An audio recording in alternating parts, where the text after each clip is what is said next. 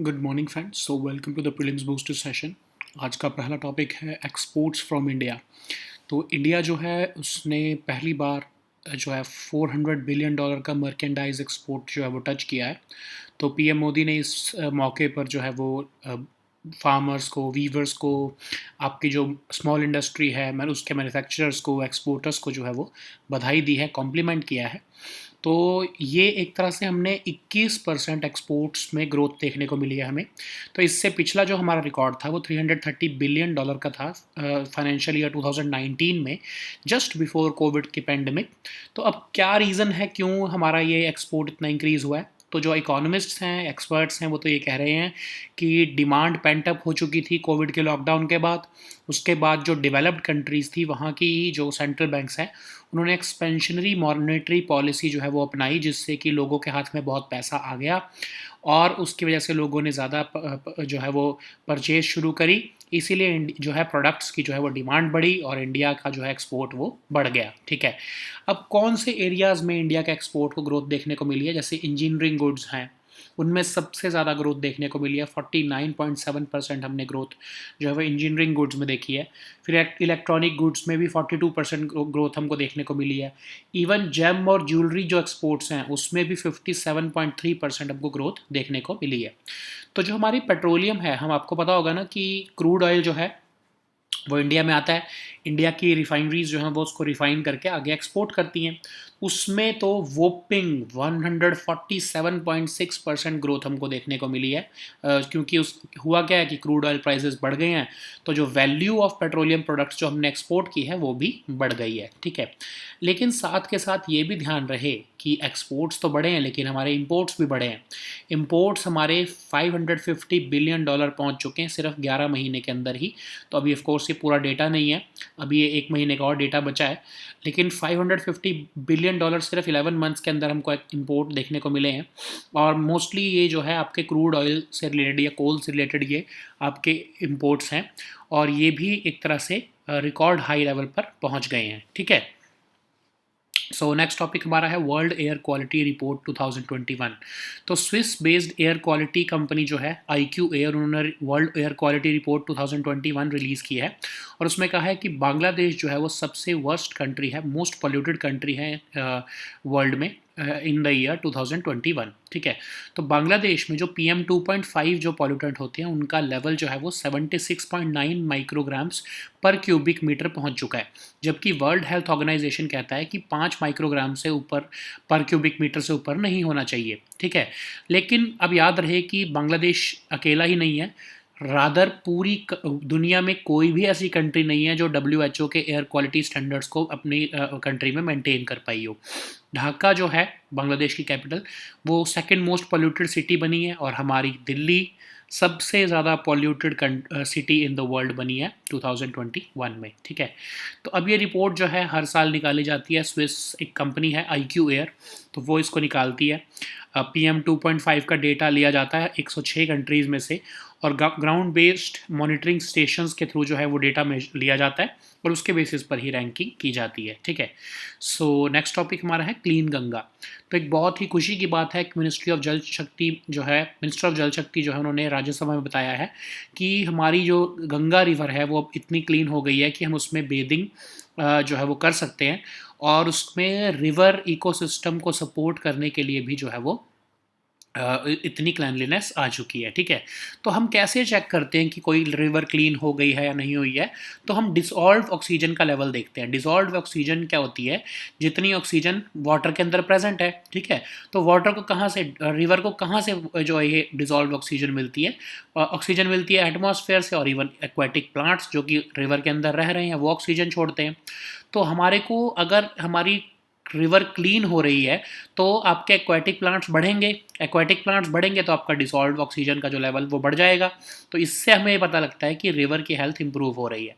तो अभी central pollution control board का जो डेटा था 2018 का, उसमें कहा था कि जो 4 स्ट्रेचेस हैं रिवर गंगा के वो पॉल्यूटेड हैं। ठीक है, और उनको 5 कैटेगरीज में डाला जाता है। किसी भी स्ट्रेच ऑफ रिवर को जो है वो कैसे मेजर किया जाता है कि वो पॉल्यूटेड है या नहीं, तो रैंकिंग की जाती है 1 से लेकर 5 तक की, ठीक है। तो फर्स्ट रैंकिंग का मतलब हुआ कि बहुत ही पॉल्यूटेड है, फिफ्थ रैंकिंग का मतलब हुआ कि बिल्कुल भी पॉल्यूटेड, बहुत ही लीस्ट पॉल्यूटेड है। तो अब जो 2021 की रिपोर्ट है सेंट्रल पोल्यूशन कंट्रोल बोर्ड की, वो ये कह रही है कि अब उन चारों में से कोई भी जो है वो 1 से लेके 4 तक, मतलब जो आपके मोस्ट पॉल्यूटेड जो आपका जो कैटेगरी है उसमें किसी में भी कोई भी स्ट्रेच ऑफ गंगा का नहीं रहा है, और बल्कि 2 स्ट्रेच जो हैं वो तो प्रायोरिटी कैटेगरी 5 में आ चुके हैं, मतलब वो लीस्ट पॉल्यूटेड कैटेगरी में आ चुके हैं। तो इसका मतलब क्या हुआ कि आपकी जो बायोकेमिकल ऑक्सीजन है वो बढ़ गई है इन स्ट्रेचेस में, और यहाँ पर जो है वो आपके रिवर इकोसिस्टम को सपोर्ट करने की भी कैपेबिलिटी आ चुकी है, ठीक है। तो अब हम डिसॉल्व ऑक्सीजन के बेसिस पर ही ये कह पा रहे हैं कि क्लीन जो हमारी गंगा है वो क्लीन होना शुरू हो गई है। तो बहुत ही बड़ी न्यूज़ है हमारे लिए। हम कब से ट्राई कर रहे थे, कितने सालों से गंगा को क्लीन करने की कोशिश की जा रही थी, कितने अभियान चलाए गए थे। National river conservation plan 1990s में चलाया गया, उसके बाद कितने प्लान्स चलाए गए, लेकिन गंगा अभी तक क्लीन नहीं हुई थी। लेकिन अब जो है गंगा जो है वो क्लीन होनी शुरू हो गई है, ठीक है। रादर अब तो बहुत अच्छा एक हमको देखने को मिला रिजल्ट। सो हम देखते हैं कुछ बेसिक से प्रोग्राम्स जो भी चलाए गए थे कुछ सालों पहले, जैसे नमामि गंगे प्रोग्राम। तो ये नमामि गंगे जो है वो 2015 में चलाया गया, 5 साल का प्रोग्राम था, 20,000 करोड़ रुपए का इसका बजट था। इसमें जो लोग रिवर बैंक्स के पास रह रहे हैं उनकी इन्वॉल्वमेंट के साथ जो है क्लीन करने की कोशिश कर रही थी गवर्नमेंट। फिर स्टेट्स को और ग्रास रूट लेवल ऑर्गेनाइजेशंस या इंस्टीट्यूशंस को भी जो है, जैसे कि आपके पंचायती राज इंस्टीट्यूशंस या अर्बन लोकल बॉडीज़, उनको भी इन्वॉल्व किया गया, और national mission for clean Ganga NMCG बनाया गया, और स्टेट लेवल पर स्टेट प्रोग्राम मैनेजमेंट ग्रुप्स बनाए गए, ठीक है। 3 टियर मैकेनिज्म बनाया गया ताकि वो इस पूरे प्रोजेक्ट को मॉनिटर कर सके। सेंट्रल लेवल पर कैबिनेट सेक्रेटरी, स्टेट लेवल पर चीफ सेक्रेटरी, और डिस्ट्रिक्ट लेवल पर डिस्ट्रिक्ट मजिस्ट्रेट जो है वो इनको मॉनिटर करते रहे इस प्रोग्राम को, ठीक है। तो नेशनल गंगा काउंसिल भी थी जो उस ओवरऑल प्रोग्राम को देख रही थी, जो कि जो है प्राइम मिनिस्टर द्वारा चेयर की गई है, ठीक है। अब ये पॉल्यूशन प्रिवेंशन और rejuvenation of river Ganga basin को देखने के लिए बनाई गई थी 2016 में। अब एक national mission for clean Ganga भी है, ठीक है। तो ये इम्प्लीमेंटेशन विंग है नेशनल गंगा काउंसिल का। तो अब ये नेशनल गंगा काउंसिल का जो ये इम्प्लीमेंटेशन विंग है, ये 2 टियर मैनेजमेंट स्ट्रक्चर था। 2011 में इसको रजिस्टर्ड सोसाइटी बनाया गया था, लेकिन उसके बाद ये इसको जो है नेशनल गंगा काउंसिल का जो है वो इम्प्लीमेंटेशन विंग भी बना दिया गया, ठीक है। अब यही जो है सारी पॉलिसीज़ जो है of course national Ganga council के बिहाफ पर पॉल्यूशन को कैसे कंट्रोल किया जाए, कैसे रिजुविनेट किया जाए गंगा रिवर को, ये सारी पॉलिसीज़ को जो है इम्प्लीमेंट करने का काम national mission for clean Ganga ही करता रहा है, ठीक है। सो इसी के रिजल्ट देखने को मिल रहा है हमें कि हमारी गंगा जो है वो क्लीन होने लग गई है, ठीक है। सो नेक्स्ट हमारा टॉपिक है इंडिया सेमीकंडक्टर मिशन। तो अभी जो minister of state of electronics and information technology है, उन्होंने लोकसभा में इंडिया सेमीकंडक्टर मिशन के बारे में कुछ जानकारी दी है। तो ये मिशन है क्या? तो ये मिशन फाइनेंशियल सपोर्ट देता है उन कंपनीज को जो इंडिया में सेमीकंडक्टर्स, डिस्प्ले मैन्युफैक्चरिंग या डिज़ाइन इकोसिस्टम एस्टैब्लिश करना चाहते हैं।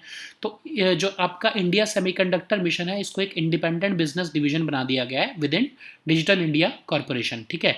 तो ये एक एज अ नोडल एजेंसी काम करेगा ताकि इस जितनी भी सेमीकंडक्टर से मिशन सेमीकंडक्टर जो है आपकी इंडस्ट्री से रिलेटेड जितनी भी गवर्नमेंट स्कीम्स या पॉलिसीज़ हैं या जो है प्रोग्राम्स हैं, उनको इम्प्लीमेंटेशन किया जा सके, ठीक है। अब प्लान क्या है? अब प्लान ये है कि जैसे कि जो भी सेमीकंडक्टर फैब्स इंडिया में लगाएगा उसको फिजिकल सपोर्ट दिया जाएगा। जैसे कि अगर आप 20 जो है नैनोमीटर से लेके उससे लोअर अगर आप बनाना चाहते हो तो आपको 50% तक के आपके प्रोजेक्ट कॉस्ट की जो है वो आपको जो है वो फिजिकल सपोर्ट दिया जाएगा गवर्नमेंट द्वारा। अगर आप अबव 28 से जो है 28 से ऊपर और 45 से नीचे जो है नैनोमीटर का अगर आप लगाना चाहते हो सेमीकंडक्टर फैब्स, तो आपको 40% जो है आपका खर्चा उठाया जाएगा। फिर ऐसे ही 45 से 65 के लिए 30% ऑफ प्रोजेक्ट कॉस्ट जो है वो फिजिकल सपोर्ट दिया जाएगा, ठीक है। फिर अगर कोई डिस्प्ले फैब्स इंडिया में लगा रहा है उसके लिए भी फाइनेंशियल सपोर्ट दिया जा रहा है।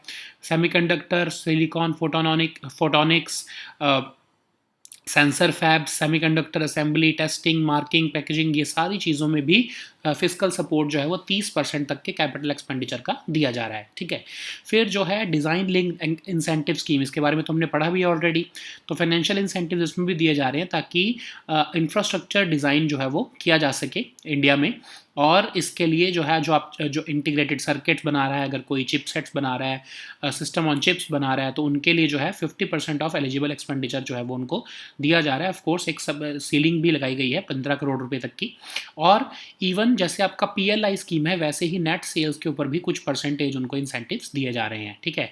अब इसके अलावा गवर्नमेंट की जो एग्जिस्टिंग फैसिलिटीज़ हैं, जैसे सेमीकंडक्टर लेबोरेटरी मोहाली की है जो, उसको भी मॉडर्नाइज करने का प्लान है। तो इस पूरी स्कीम्स का अगर आप खर्चा मिलाकर देखो तो ऑलमोस्ट 76,000 करोड़ रुपए तक के करीब जो है गवर्नमेंट जो है वो खर्च करना चाह रही है सेमीकंडक्टर इंडस्ट्री को इंडिया में प्रोलिफरेट करने के लिए। सो नेक्स्ट हमारा टॉपिक है treaty of the high seas. तो अभी UN मेंबर स्टेट्स जो हैं वो 4th राउंड ऑफ नेगोशिएशंस कर रहे थे, लेकिन वो नेगोशिएशंस फेल हो गई हैं बिकॉज ऑफ सम रीजंस, और ये treaty of the high seas को साइन करना चाह रहे थे, ठीक है। तो पहले तो हमको ये पता होना चाहिए कि हाई सीज़ क्या होते हैं। तो आपको पता है कि आपकी जो कंट्री के आसपास का जो सी है, जो आपका, चलो एक्सक्लूसिव इकोनॉमिक जोन्स आपके डिफाइन है, लेकिन जो उससे आगे का सी है जिस पे किसी भी कंट्री का कंट्रोल नहीं है, जो बहुत बड़ा ओशन है, उसको कौन कंट्रोल करेगा, उसके ऊपर कैसे रेगुलेशन की जाएगी, उसमें भी तो रिसोर्सेज हैं, उसको कैसे बचाया जाएगा, उधर की बायोडाइवर्सिटी को कैसे बचाया जाएगा, उसके लिए ये ट्रीटी को नेगोशिएट किया जा रहा था। लेकिन कुछ कंट्रीज़ की वजह से या कुछ मेंबर स्टेट्स की वजह से आप कह सकते हो कुछ जो है ये नेगोशिएशन नहीं हो पाया। और 2018 से ही जो है ये नेगोशिएशन चल रहा था, फर्स्ट मीटिंग, सेकंड मीटिंग, जैसे 4th मीटिंग थी इंटर गवर्नमेंटल कॉन्फ्रेंस की। लेकिन जो है कुछ कंट्रीज़ की वजह से जो है, या कुछ मेंबर स्टेट्स की वजह से जो है, ये मरीन बायोलॉजिकल डाइवर्सिटी को बचाने के लिए जो ये आपका ट्रीटी साइन होनी थी वो नहीं साइन हो पाई है, ठीक है। तो अब नेक्स्ट टाइम अब जो है हो सकता है कि IGC 5 की जाएगी अब, ठीक है। लेकिन उसके लिए यूनाइटेड नेशंस जनरल असेंबली का अप्रूवल चाहिए होगा कि 5th कॉन्फ्रेंस करनी भी है या नहीं करनी है। तो ये ट्रीटी जो है आपके UN क्लॉज के अंदर ही जो है वो नेगोशिएट की जा रही थी।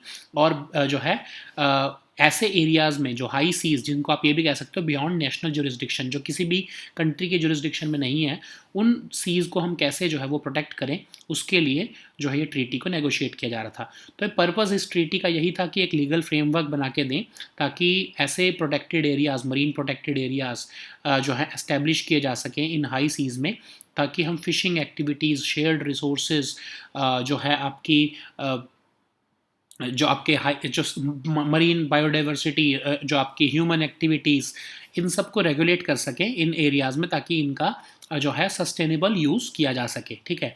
तो ऐसे एरियाज़ जो आपके हाई सीज़ हैं, जो कि किसी भी कंट्री के कंट्रोल में नहीं है, वो हमारे लगभग 64% आते हैं, ठीक है। तो 64% जो हाई सीज़ है वो हमारी अर्थ पर हैं, मतलब जो जितना भी वाटर आपका जो ओशंस हैं जो वो है वो लगभग 64% है ऐसे हाई सीज़। और उनमें से सिर्फ 1.2% जो है वो करंटली प्रोटेक्टेड हैं किसी ना किसी इंटरनेशनल बॉडी द्वारा या फिर ट्रीटी द्वारा। तो लगभग जो है आपका देख लो 3% या 62 पॉइंट समथिंग जो है 62.8% समथिंग जो है वो अभी अनरिस्ट्रिक्टेड है, अनप्रोटेक्टेड है। तो उसी को प्रोटेक्ट करने के लिए ट्रीटी बनाई जा रही थी, लेकिन वो फेल हो गई है, ठीक है। तो अब जो है क्या डिसएग्रीमेंट्स थे, जैसे रशिया और आइसलैंड जो है उनका उन्होंने कहा कि फ़िशरीज़ को आप इसमें जो है वो इंक्लूड मत करो, फ़िशरीज़ जो है वो ओपन रहने दो। अगर कोई हाई सीज़ में फ़िशरीज़ जो है वो करना चाहता है तो उसको रिस्ट्रिक्ट ना किया जाए। तो इसके ऊपर जो है वो एनवायरमेंटलिस्ट, साइंटिस्ट जो है वो एग्री नहीं किए, तो ये ट्रीटी जो है ये साइन नहीं हो पाई है, ठीक है। तो अब हम इसी टॉपिक के साथ ये भी देख लेते हैं कि UN क्लॉज क्या है। तो UN क्लॉज को हम laws of the sea treaty कहते हैं। 1982 में इसको अडॉप्ट किया गया था।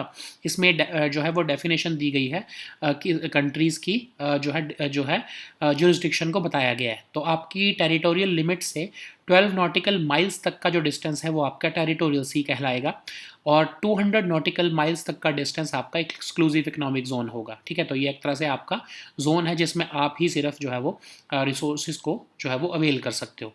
इसमें कहा था कि जो कंट्री इस ट्रीटी को मानेगी उसमें उनके लिए टेक्नोलॉजी और वेल्थ ट्रांसफ़र किया जाएगा डेवलप्ड कंट्रीज़ द्वारा अंडर डेवलप्ड नेशंस के लिए। इंडिया ने भी इस ट्रीटी को 1982 में ही साइन कर लिया था। याद रहे कि US जो है वो इस ट्रीटी का पार्ट नहीं है, ठीक है। तो इस ट्रीटी ने ही जो है 3 इंस्टीट्यूशंस बनाए, international tribunals for the law of the sea, ताकि कोई अगर डिस्प्यूट हो तो यहाँ पर ट्रिब्यूनल में उसको रिजॉल्व किया जाए। फिर इंटरनेशनल सी बेड अथॉरिटी, ताकि जो है मरीन नॉन लिविंग रिसोर्सेज जो ओशंस के हैं इंटरनेशनल वाटर्स में, उनको जो है रेगुलेट करने का के लिए ये बॉडी को बनाया गया। फिर कॉन्टिनेंटल शेल्फ, जो आपके कुछ आइलैंड कंट्रीज़ होती हैं उनको एक्स्ट्रा कॉन्टिनेंटल शेल्फ जो है वो दी जाती है, उनकी जो है वो बियॉन्ड 200 नॉटिकल माइल्स उसको एक्सटेंड करने के लिए जो है उनको प्रोविजंस दिए जाते हैं। तो ये कमीशन डिसाइड करता है कि क्या किसी कंट्री को, जो आइलैंड कंट्री है, उसको उसके लिए कॉन्टिनेंटल शेल्फ जो है वो एक्स्ट्रा उसे दी जाएगी या नहीं दी जाएगी। ठीक है, सो नेक्स्ट हमारा टॉपिक है recycling heat of data centres. तो माइक्रोसॉफ्ट जो है उन्होंने एक फिनलैंड की एनर्जी कंपनी फोर्टम के साथ जो है वो पार्टनरशिप की है, ताकि जो माइक्रोसॉफ्ट के डेटा सेंटर से हीट निकलती है उस हीट को सस्टेनेबली यूज़ करते हुए घरों का, होम्स का, सर्विसेज का, बिजनेसेस को जो है वो हीट पहुंचाई जा सके। ठीक है, तो वैसे जो आपके डेटा सेंटर्स हैं वो कितनी ज़्यादा हीट एमिट करते हैं, वो वैसे जो है वो वेस्ट जा रही है हीट। तो अगर उसको हम यूज़ करना शुरू करें, रिसाइकल करना शुरू करें, तो जो है वो बहुत अच्छा है, हमारे लिए सस्टेनेबल यूज़ है उसका, है ना। तो फोर्टम जो है वो माइक्रोसॉफ्ट को हेल्प करेगा कि जो माइक्रोसॉफ्ट के डेटा सेंटर्स हैं उसमें से जो हीट यूज़ निकल रही है उसको रिसाइकल किया जाए और उसको जो है वो होम्स में, सर्विसेज में, बिजनेस प्रीमिसेस में जो है वो पहुंचाया जा सके और उसको डिस्ट्रिक्ट हीटिंग सिस्टम के साथ भी कनेक्ट किया जा सके। तो डेटा सेंटर क्या होता है? डेटा सेंटर एक फिजिकल फैसिलिटी होती है जहां पर जो है ये माइक्रोसॉफ्ट जैसी कंपनीज या ऑर्गेनाइजेशंस जो है वो अपना क्रिटिकल डेटा स्टोर करती हैं, डेटा को प्रोसेस करती हैं और यूज़र्स को पहुँचाती हैं वहाँ से डेटा। ठीक है, तो ये यहाँ पर इनके सर्वर्स रखे होते हैं बहुत ज़्यादा, जिसमें से जो है हीट एमिट होती है। तो 80 से लेके 115 डिग्रीज फ़ारेनहाइट तक का यहाँ पर टेम्परेचर जनरेट होता है। इसी हीट को जो है वो सस्टेनेबली यूटिलाइज करने के लिए ये पार्टनरशिप की गई है माइक्रोसॉफ्ट और फोर्टम द्वारा। ठीक है, so now let us see all these topics in English. So the first topic is exports from India. So PM Modi has recently complimented farmers, weavers, small manufacturers, exporters in India who have contributed significantly, and now India has been able to export about $400 billion of merchandise to the rest of the world. Okay, so it has basically India has registered a growth of over 21% in exports compared to the previous record of 330 billion which we achieved during the financial year 2019. Okay, so what is the reason behind this exponential growth in exports? So the experts are saying that there was pent up demand during the major waves of COVID, as the world was having lockdown, and the developed economies followed expansionary monetary policy, so the people got money in their hands, and because of that the demand increased exponentially, and that's why India made products globally became famous. Not just India made products, but rather all products became attractive, and the demand was met with supply, and that's why this exports from India increased. Okay, so what are the key exports which have seen growth in this last 1 year? So the most growth has been seen, of course, in gems and jewelry exports, and apart from that, engineering goods, electronic goods also have seen more than 40 to 45% growth. But the petroleum products, you know that India imports crude oil, but because Indian refineries are world class, so we refine the petroleum. We refine this crude oil and export petroleum products. So because of increase of crude oil prices, we have seen that the value of petroleum products that we have exported has also increased by almost 147%. Okay, so this is happening because of increased crude oil prices. So there is also another trend that we have witnessed. So apart from exports, India has also witnessed increase in imports. So India's merchandise imports have reached $550 billion in the first 11 months of this fiscal. Okay, so the data of 1 month is not available as of yet. This March 2022 data is not available as of yet. But in just 11 months, we have imported about $550 billion worth of goods. and services. So almost there is a very sharp growth in imports, and so most of the imports are confined to our crude oil and coal, because their prices have increased in the international market, and almost $176 billion of imports is confined to these two products. Okay, so the next topic is World Air Quality Report 2021. So Swiss-based air quality technology company IQ Air has released this World Air Quality Report of 2021, and according to this report, Bangladesh is the most polluted country in the world as per 2021 figures. Okay, so Bangladesh has recorded an average PM 2.5 level of 76.9 micrograms per cubic meter in 2021, whereas the WHO recommends that the maximum permissible level of PM 2.5 must be 5 micrograms. So not just Bangladesh, rather not even a single country in the world has managed to meet the WHO's air quality standards in 2021. So uh, Dhaka has the Dhaka, that is the capital of Bangladesh, is the second most polluted city in the world, and New Delhi is the, of course, the most polluted city in the world in the year 2021. So this report is released annually by Swiss company IQ Air, and it collects data from 106 countries based upon the PM 2.5 data, which is measured by the ground-based monitoring stations, and based upon that, these rankings are provided. Okay. So the next topic is clean Ganga. So this is a very good news for us, because Minister of Jal Shakti has informed the Rajya Sabha that the Ganga river has started getting clean, and it is now clean enough for bathing, and it is also capable of supporting the river ecosystem. Okay, so how did we know that the Ganga river is getting clean? So the dissolved oxygen levels. So you know that dissolved oxygen means the amount of oxygen that is present in water. So this oxygen is derived from both atmosphere as well as from the aquatic plants. So once the health of the river is improving, aquatic plants will expand, their number will grow up. Because of that, the dissolved oxygen level will grow up also. So because dissolved oxygen level is growing, we can say that river health is improving. And if there is high pollution, then the aquatic plants will not grow.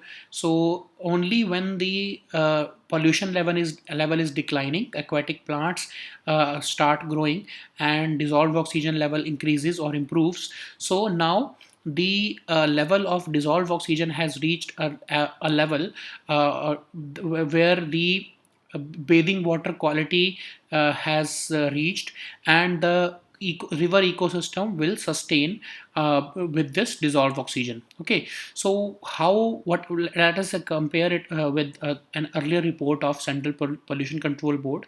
So in 2018, the CPCB said that out of the 4 polluted stretches of main stem of river Ganga, uh, uh, there were total 4 polluted stretches of Ganga river.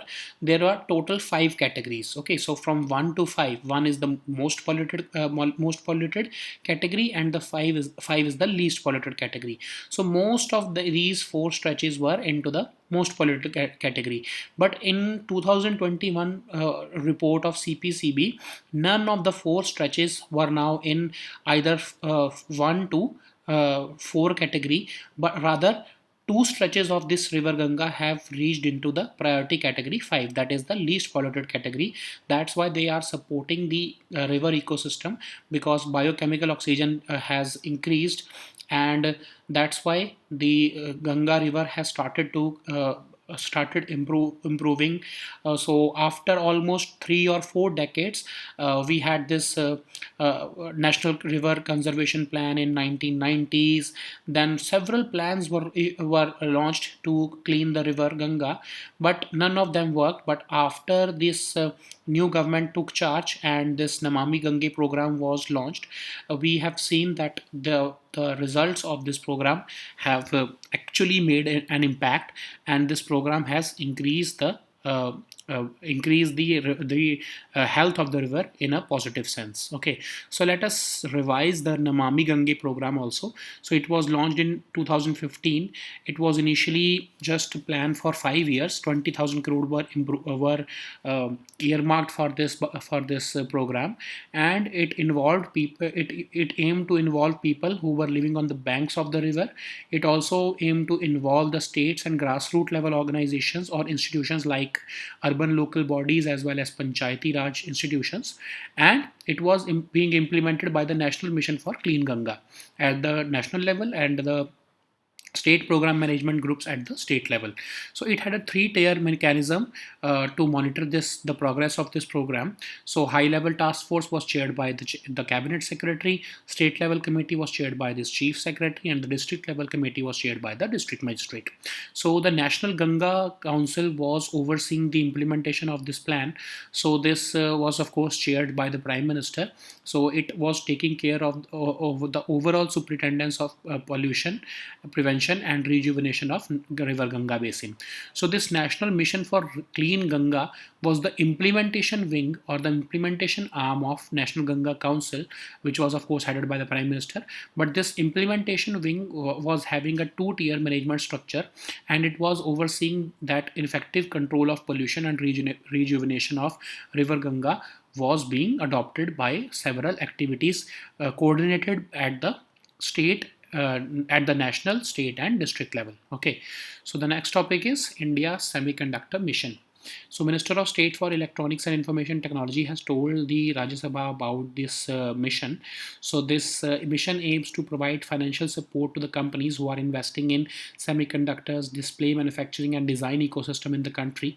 So it has been, this India Semiconductor Mission has been set up as an independent business division within the Digital India Corporation, and it will act as the nodal agency for the smooth implementation of the several schemes that the government has launched for the semiconductor industry. Okay, so it will have certain schemes like a scheme is there for semiconductor fabs. So companies who are manufacturing it in India, they will get fiscal support. For those who are manufacturing display fabs in India, they will also get some fiscal support. Similarly, those manufacturing silicon photonics, sensor fabs, semiconductor assembly, testing, marking, and packaging, all of them are eligible for certain amount of expenditure or a certain amount of funding. Apart from that we also discussed about DLI scheme, where financial incentives were being earmarked for the manufacturers or designers who are designing chipsets, integrated circuit system on chips. So about 50% of the eligible expenditure is earmarked under the PLI scheme also. Apart from that, they are also eligible for incentives based upon their net sales.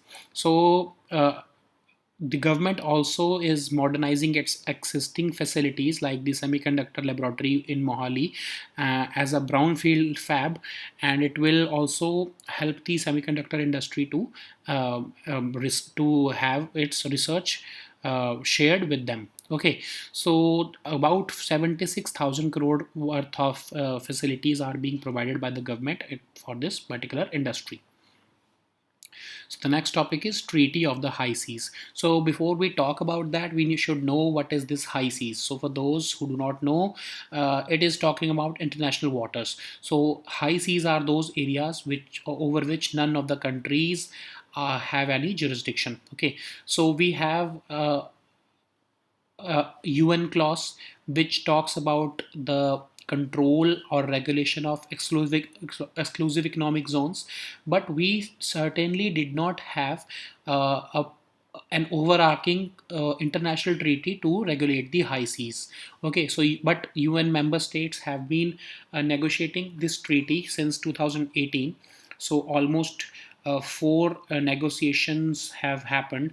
This one was of course the fourth meeting, but it has also failed now. So now United Nations General Assembly could pass another resolution or could allow the conducting of another, that is the fifth meeting, and probably in that meeting we would be able to agree upon a treaty which can help us to conserve and sustainably use the marine biological diversity in those areas which are beyond national jurisdiction. Okay, so this treaty was being negotiated under the UN clause, of course. So the purpose of this treaty was to provide at least a legal framework so that marine protected areas, fishing activities, human activities in these high seas can be regulated.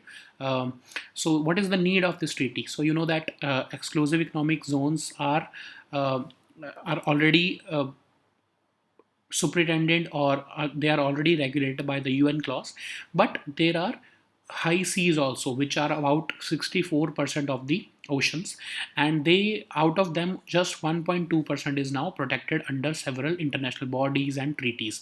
So a lot of the high seas, about 62.8% of high seas, remain unregulated. So we were negotiating a treaty, we were negotiating a treaty for that, so that we can manage or effectively regulate fishing, whaling, fishing, or human activities in such areas. But countries like Russia and Iceland and several other countries also were not agreeing to it, and they rather said that they are not in favor of having an agreement which would allow for regulating of fisheries in this in these high seas. So there was a deadlock in this meeting, of this fourth meeting, and now the negotiations have collapsed. Okay, so like we are talking about this treaty, so we have to see the UN clause also. So it is the law of the sea treaty. It was adopted in 1982, and it provides for the definition of territorial sea and exclusive economic zones. So like the distance from your territory, your coastal areas to about 12 nautical miles is your territorial sea. A distance of 200 nautical miles is your exclusive economic zone. So for the member states, these distance or these definitions would apply. And it also provides that for any UN clause member country who is an underdeveloped country, they can access technology and wealth transfer from the developed countries if they agree to this treaty. So India agreed to this treaty in the year 1982 itself. Of course, just remember that US is not a part of this treaty. They have not neither ratified it nor signed it. So this UN clause established this international tribunal for the laws of sea, under which any disputes which arise from this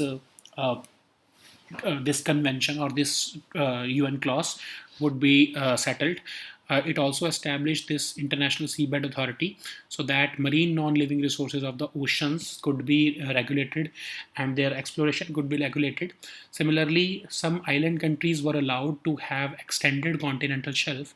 So, like, because you know that some these island countries would have a small continental shelf as compared to the continental countries or the landlocked countries. So they were allowed to have a continental shelf beyond the 200 nautical miles, but only the commission on the limits of continental shelf would decide it. Okay, so these three bodies were set up under the UN clause. So the next topic is recycling heat of data centers. So Microsoft has partnered with a Finnish company, Finnish energy company, Fortum. So what they would do, these two companies would do, Microsoft is having data centers in Finland, and these data centers generate heat. So this heat is generally going waste, but now this Fortum would start utilizing this heat to heat the homes and businesses in Finland. Okay, so it is this heat from data centers would be captured, and it would be utilized to heat the homes, and even it would also be connected to the district heating system, so that it can be utilized effectively. So what is a data center? So it is basically a physical facility which these companies like Microsoft use to store their data, to process their data, and even provide services to their users by disseminating this data. Okay, so these data centers generally emit a lot of heat, and the temperatures of these data centers hover between 80 to 150 degrees Fahrenheit. So in general, this heat goes into waste and it is not utilized. But now with this largest scheme, this world's largest scheme to recycle this waste heat from data centers, Microsoft has made a good start, and probably other companies would also look forward to such a scheme. Okay. So these were our topics for today. We'll meet next time with new topics. Until then, goodbye and take care.